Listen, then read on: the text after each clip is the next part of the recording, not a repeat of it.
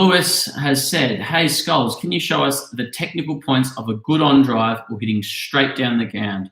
I mentioned it in discussions earlier. Lewis, this is very similar. If you've been listening to my chat for the last sort of 20 minutes or so, I've spoken about playing in-swing bowling, and I've spoken about playing off your legs, and the same stuff applies with an on drive. The key to hitting a good on drive for most people is to not let your head get too far to the offside. As soon as your head gets too far to the offside and your foot has to then come across, you end up playing around your pad and across the ball, and you cut off that part of the ground. I have so many players that come to me for the first session. They tell me that they can't hit through the leg side, or they get out when the ball's straight. And the first thing I do is just watch them bat for a little bit. Their head falls over, their foot plants, and then they can only go like that and swipe across the ball. So what I do is I just get them to try and stand really, really still with their head. I try and I do underarms to start, and I maybe fake a few throws, and then they can feel themselves falling over before the ball's released.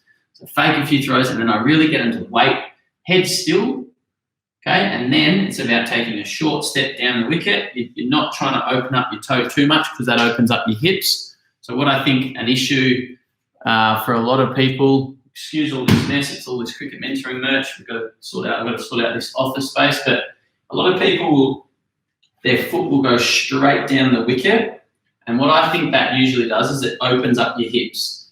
And those of you that follow a lot of my content know that I say hands follow hips. And as soon as your hips get open, your hands want to go across the line towards the sort of leg side, towards the wicket.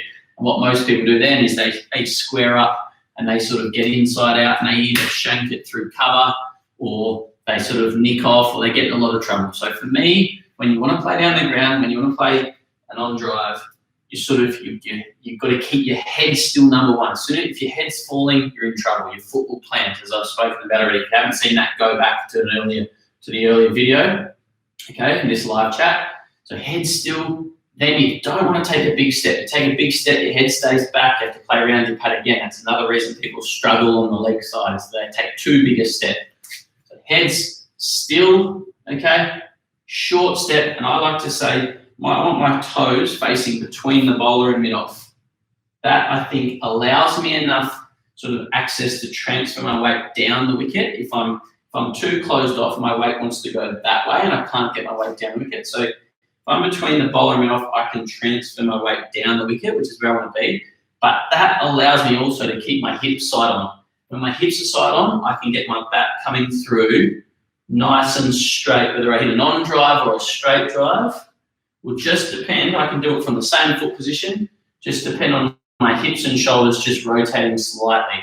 So I can hit, from this position, I could hit an on drive, I could hit sort of through the leg side, I could hit a straight drive, and if I turn my shoulder and hips a little bit more, I could hit an off drive or a cover drive.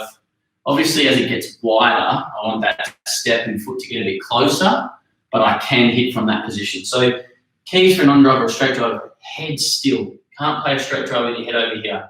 Head still, short step, not opening up too much with your foot, but just enough to transfer your weight down the wicket. Like I say, you don't want to be too closed. A lot of players who step in are too closed, their weight wants to go that way, and they have to they get stuck. They can't really get into the ball. So you want your head and your weight getting into the ball.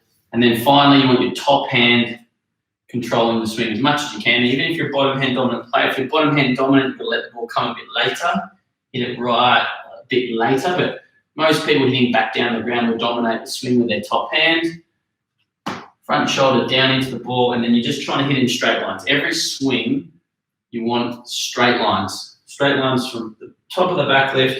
There might be a little loop as it comes down. So a little loop from out sort of third, fourth slip, second slip, whatever, first slip, little loop, and then down through the line in a straight line.